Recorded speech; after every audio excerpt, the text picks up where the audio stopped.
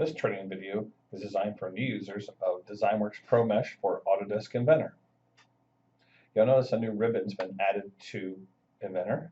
This is the ProMesh ribbon. It lets you load STL or OBJs. It lets you build features. You have a full validation inspection tools, also some spline editing tools, and the ability to move the mesh around. We're first going to go in and talk about the options. The options let you set things for the UI, sounds, and some advanced settings. So on the main page, there's probably not much to do here on this one. What we're going to talk about is if you would like to change the tolerances, or basically UI. The UI is cased, one side's green and one's blue. You can actually change the color settings. Ones on the left are the first default. The ones on the right will let you change it to match whatever you like. We suggest you making the paint through a different color. You also can set the light source. By default, it's already very well. And when you're checking the part, you can also set decimal places and also set delays. Sounds, and basically it's mainly your mouse clicks. Advanced is very important. We do use multiple cores. DezignWorks utilizes multiple cores and GPUs. We suggest you reserve at least 4 cores for your computer if you have a multi-core. If you only have 8, we suggest you leave it at 8. But if you have, like in this case, 16, you want to back off. It will find the graphics card, and we do utilize the GPU. And also you can set a directory for where you want to keep your scan data. Now, one thing that's very important is default units. 90% of the time it's going to be millimeters, but if you get data that you don't know what it is, you might want to check ask, and that way when it comes in you can input what it is. So to get started, we're going to load a mesh. It can be an STL or OBJ. This is going to be a training file to help you get started on your way to working on mesh files and creating features. Again, if you don't know the unit, you may want to turn on the default unit to prompt you. So here is your mesh. This is a true mesh. It's not a solid. The key thing you want to do also later is align the model. We have another video for that you want to work on this in the coordinate system that matches Inventor. It may be scanned in some crazy area, so you can transform this. And that video is on our FTP site. Now, one thing about this mesh, nothing's parallel or perpendicular. That's what we're going to do in this first training, to show you how to make everything parallel or perpendicular by adding constraints. We're going to open up the mesh features. Here's where you build planes and things like that. But notice the right side of the screen, you want to check your default size. Again, most of our units are millimeters. If it's inches or something crazy, or 100 or something, that's where you want to go back and change the units. So to get started, this would be just like creating a model in Inventor. You need some things to be parallel and perpendicular. And notice this is a wireframe mesh. So it's got thousands of triangles. Nothing is parallel or perpendicular. You can turn that on or off. There's also settings to turn on the accuracy and features. So what we're going to talk about first is constraints.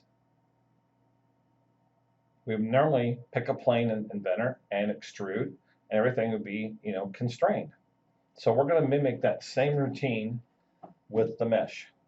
So in painting, you have normal, brush, curvature. One thing about brush, just make sure that when you're using the brush, you don't have the mouse in one of the dialog boxes, because what it'll do, it'll put the hotkey in there. Now the F1 key, which you can hit, will show you all the hotkeys. We are running Camtasia to build this, and it was blocking the F1 keys, but when you hit F1, you'll see all the keys there. So let's go ahead and take a look at some things. The default tolerances, everything is good out of the box. Now, if you have a scan that's rough or something, you may want to change that. We're going to start off with normal painting.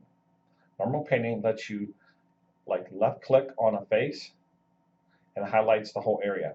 Now notice default toolbar that lets you slide that selection. You want to make sure you're not up on those rough areas. If it's gone up on a rough area or another face, you can hit the space bar to get rid of everything, or you can delete it. So in this case, we hit the space bar. There was way too much to erase. So you might want to turn the slider down if it's painting over the edges where you're working. It's better to be a little short than past, because if we're going to build a plane here, you do not want to describe by something else. So what we're going to do is say we're going to build a plane. Now you also can tell it to make a surface plane.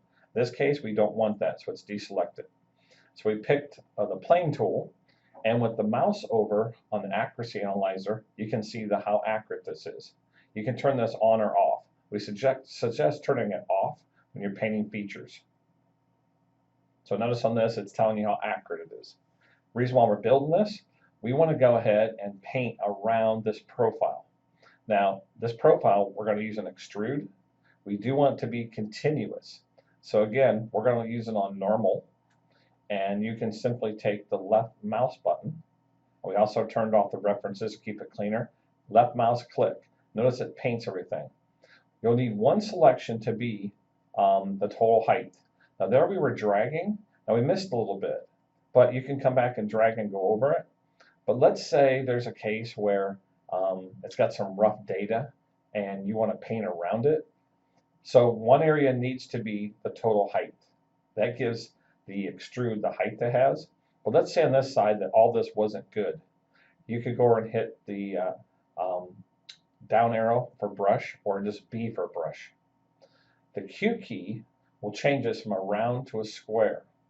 This is where you can paint, and the key thing on extrude, it has to be continuous. It doesn't have to be the full height of the whole block. Just one section does to get the value for the height of the extrude. It's a great way to do this because a lot of times when you scan, you might not scan the entire part, or there was a hole or something you wanted to skip over. You can go ahead and paint and do whatever you want. And you can hit the N key to go back to normal. And you can paint however you want. So you left click to drag and hold for normal. Again, hotkey would be B for brush. And you can take the left mouse, drag just like you did for normal. Remember, on extrude, it has to be a continuous path. Most other tools does not need this. So now we need to pick the constraint.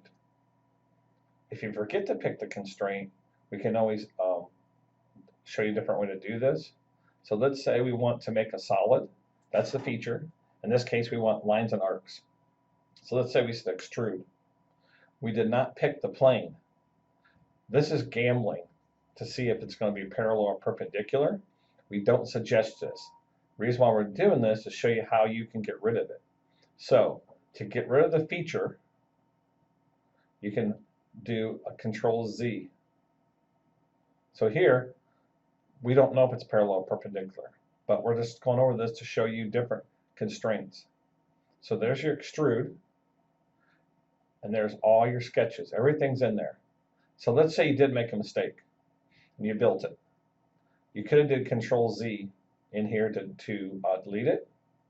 Now another nice feature is this. If you want to build it again, you don't have to reselect everything. As long as you haven't created another feature, you can hit the S key. So we're going to turn on the references, and let's say I don't know which plane it is. You can select them from the DezignWorks feature tree, and it will highlight and turn a different color. So in this case, I did that. Now to repaint this, you can hit the S key. S key reloads the last selection. Now we have a constraint. And when I left everything stays modal. It's on sketches, lines, and arcs, and it's a solid. And we're going to simply say extrude. And it's got a constraint to the base. So just like before, it's going to build extrude, but it's going to be perpendicular to that plane we selected. And with the accuracy analyzer on, you can mouse over and check it. Again, we suggest you turn the accuracy analyzer off when you're painting. So while we're here, we can look at this, and we may want to go ahead and create the loft in here. So I'm turning the accuracy analyzer off, and I'm using normal painting. Left click and hold it down. Again, make sure you're not rolling off the edges or into any bad area. You may, as you're learning, zoom in to make sure I'm not painting bad error. Like there, we're zooming in. It's very close to being into the rough, because you hit the rough area, it will affect the equation. Now you can turn that down a little bit, And if you wanted to get rid of that, you just hit the space bar. That would get rid of it. In this case, it's pretty close. So we're going to go ahead and create our loft with that. And it'll use the boundary. So here's something really nice. You can actually, under the loft extension, you can slide that out. It'll go past that area. You also can add as many cross sections if you want. So once you complete this and turn on accuracy, we've got one little red area. If that was worse than that, you could go ahead and do Control-Z to delete it. You could hit the S key to repaint, and under the max loft sections, you can actually increase that. It'll add more cross sections to your loft area. The green check box writes it out. So we've written out the extrude and the loft. So now everything appears in the Autodesk Inventor feature tree. We're going to go ahead and modify the extrude. And we'll take that. In this case, we're going to hide a few things.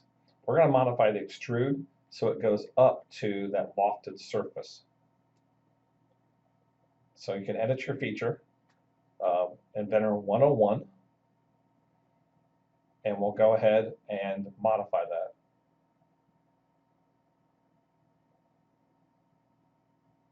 So we're going to edit the feature. Now, if you're running Inventor 2020, this is a little different. They've modified the extrude. They've changed it. It looks totally different. So you want to go in. The goal is to go up to surface. In Inventor 16 through 19, this was all the same for years. So here's where you can pick where you want to go up to and change the direction. You also can change it to a surface, to a solid. You still can drag it like you did before. But if your first time you're using it, you may have to hunt a little bit to find the two. So there's a surface face. And then you can go down here, and they actually added a green plus, or they added the OK. So now the extrude was up to the surface, and we're going to actually get rid of the original loft. We're not going to delete it. We're simply going to just hide it in case we would use it later on. You'll go up and find it under the surface and solid bodies. You should occasionally save in the event something would happen. We're just going to give it a name.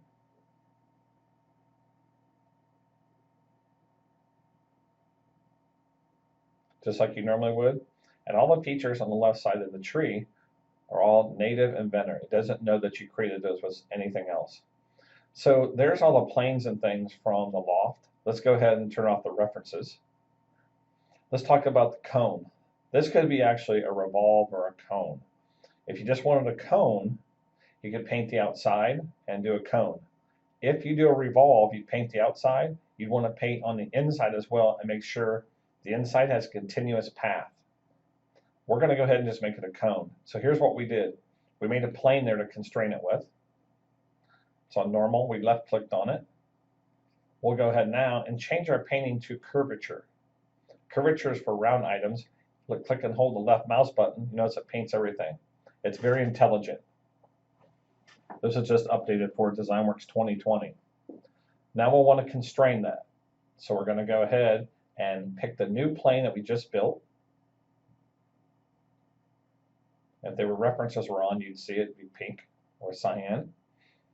And we're going to tell it that we want to build a cone. Now again, if it was going to be a revolve, you want to paint that top so it had like an X, so it crossed over, it was continuous. For the cone, you don't have to do that. We're going to go ahead and say, what's the feature type? It's a solid. And we're going to leave it on lines and arcs. And we'll say, build a cone. So in this case, when it writes it out, you'll have an extrude with a section. You can turn on the accuracy analyzer and drag it on it, and you'll see how accurate this is. If that was red or something else, you might find out it's not a cone. You might have to do something different. So that's nice about having the accuracy analyzer available. While we're here, let's go over and build a little hexagon piece. Again, I don't know if the top of that's parallel or perpendicular to anything, so I'm going to go ahead and paint that with normal. Left mouse button. Now I'm going to go ahead and paint around the sides of it. So I made my plane. That's my constraint. It was on curvature and it worked. Now here's where we're going to use normal. Again, be sure that if you're painting with normal, you're not going down around the rough edges. It will throw off the equation for lines and arcs. So that little slider bar will let you adjust that. So again, if this wasn't a good scan, you could go ahead and use the brush as well. But see the little rough stuff on top? That's where you want to stay away from. It will affect the equation, and it might not build your lines and arcs. So we might want to turn down the slider a little bit for the painting. Hold down the left mouse and just drag it. Again, it's going to be for extrude, so it's going to be continuous. You can always touch it up. We hit B for brush. Just make sure your mouse is not sitting in one of the dialog boxes, because it will put a B in the dialog box. We're just going to paint around this. We're being a little safer. Just make sure one section of it is the full height to give it the height for the extrude. So if that looks good, we'll select our constraint plane. Again, you can turn the references on and off. We know it's the last one we built. There's the constraint to make sure it's perpendicular. We're going to say extrude. Normally we suggest creating 2 or 3 features, writing it out, 2 or 3 features, write it out. You don't have to, but it's less confusing. You can turn on your accuracy analyzer and your feature. You can go check to see how good it is. Remember, if it's not correct, you can do Control-Z. It gets rid of the feature. And then you actually could build it different. Select the green checkbox. It's going to write these out to the tree. So now we have another area here that's a little different. It's going to be a cut. So this is a little bit different process than we did before. This also has a fillet. So we're going to stay off that fillet because it would affect our lines and arcs. So you can paint this with brush or select normal and maybe turn down the selection on the width of the normal painting. It's usually pretty smart. Notice it painted right up to the tangency of both of those. Make sure you don't paint over that. If you do, it can affect your lines and arcs.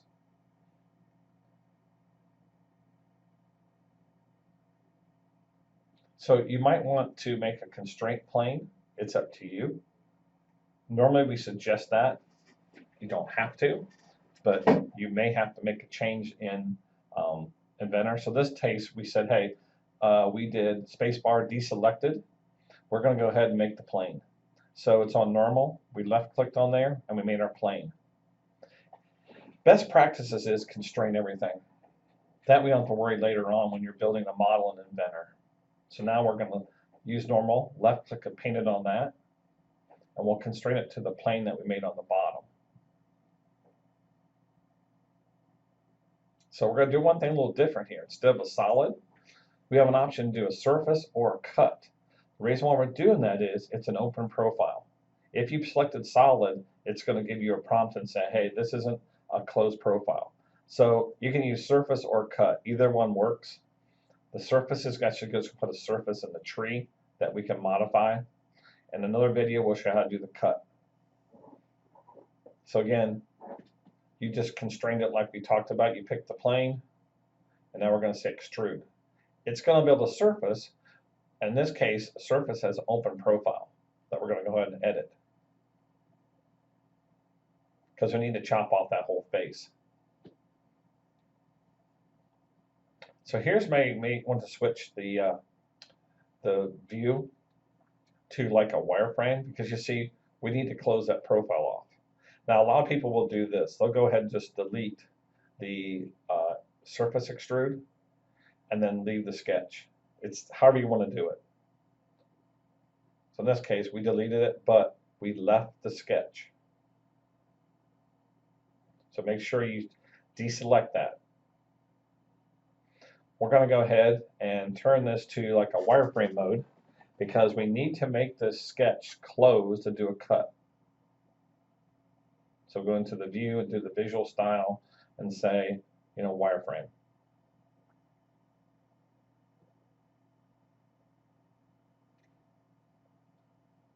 So here's where we're going to edit the sketch. And you can draw with Inventor. The rules to cut that, you need a closed profile. So you can just go ahead and take a line and draw a couple lines and trim this off. You're going to use a normal Inventor trim and extrude here, trim and extend.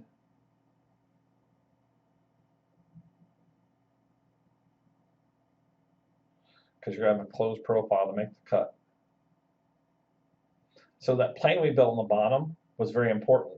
That's how it knows the depth.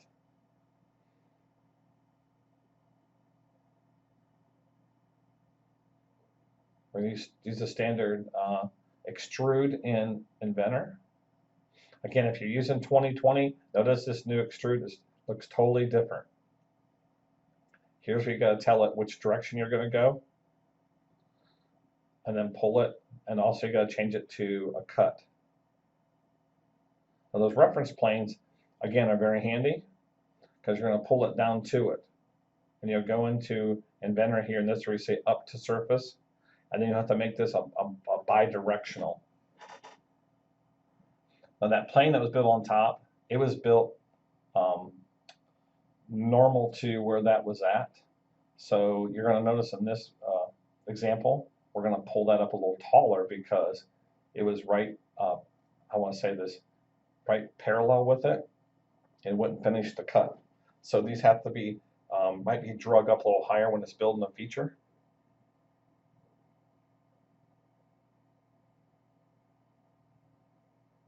So here's your new dialog boxes for Inventor 2020. Again, a little different. You can pick faces and directions. Before there was 2 boxes there. That's why we're trying to show you this. So I'm going to go down that direction to my plane.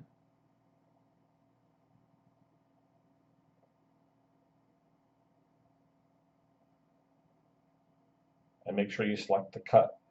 So here's where we said it was coplanar. When we painted that, it makes it right up to the top. So here's where in some cases you'll have to drag that taller. I'm going to show you that. So we're just going to edit the feature, and you can just drag that taller.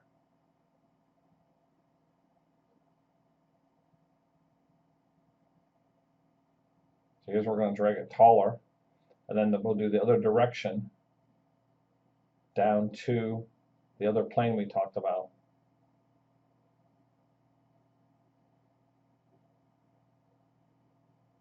And let you pull it both ways.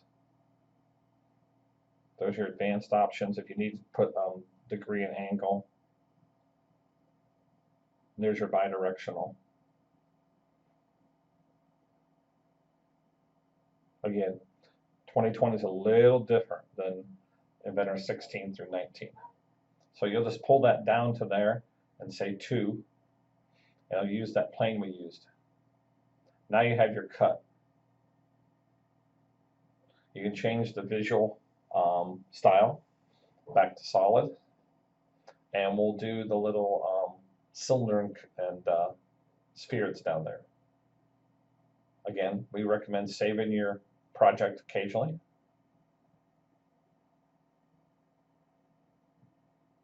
We'll go back into mesh features, and we'll go ahead and build the cylinder and sphere.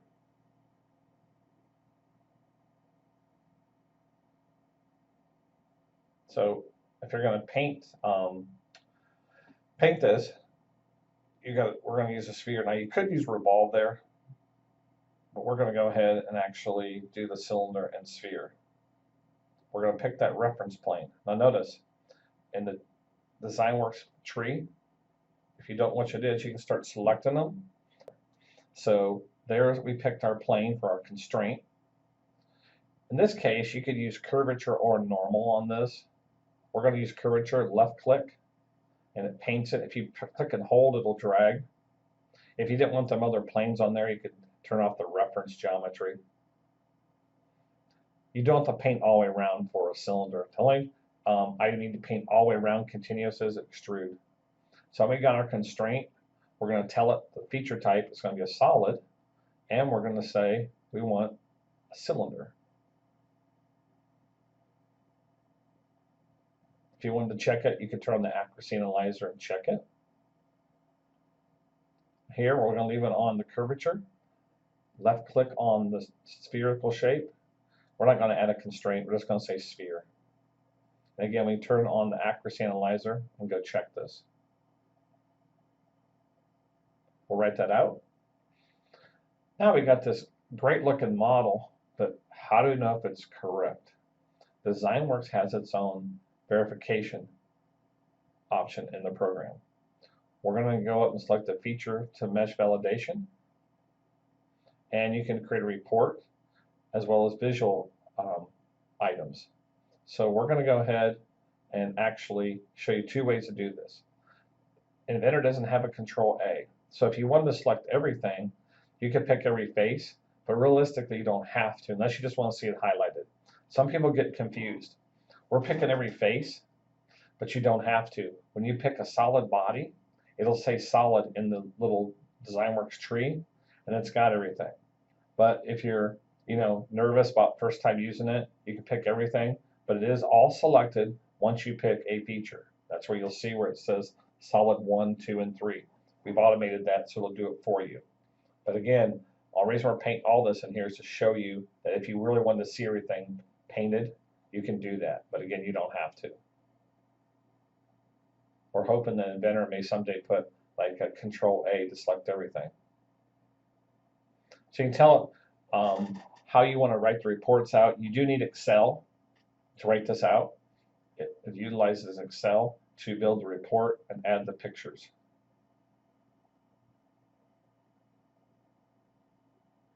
By default, I would use everything that's there, other than if you wanted to, in the report, combine everything. So we're going to say visualize errors. And you're going to first see a heat map, but we went beyond that. If the first time you've used it, it may be small, so you might want to drag this to fill your screen. Once you do this once, it's modal, it's saved. So you can see most of this is green. We discovered that that wall may have a draft on it. It's red. So we may have to go back and edit the feature to put a draft on it. But when you don't know it has a draft, you just build it normal. So now we'll left click on the model and you'll see balloons popping up.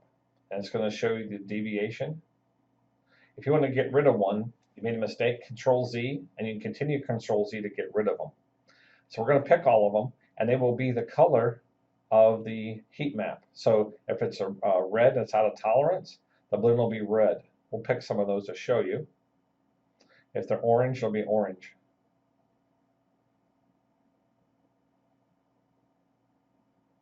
So we didn't do the slot, but again, just to show you.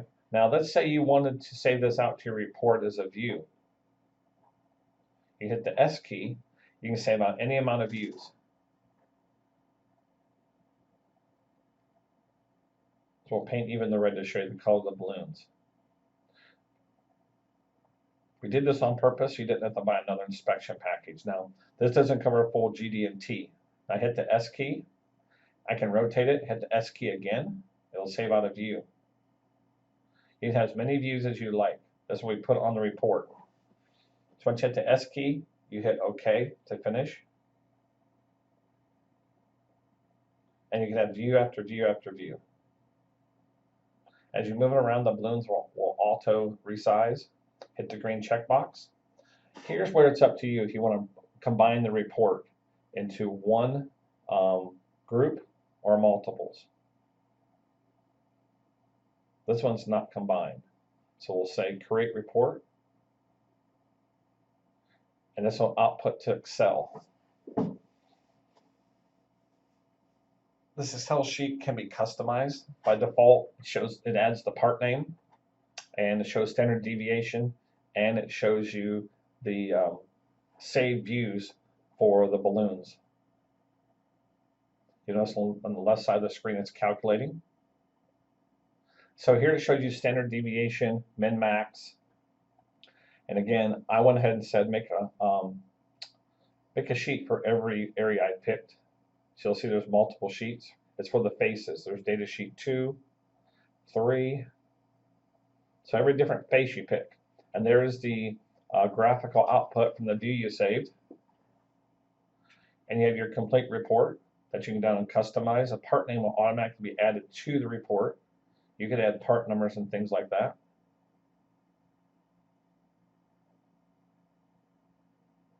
So you have a complete solution for making a mesh into a model. We appreciate your business and have a great day.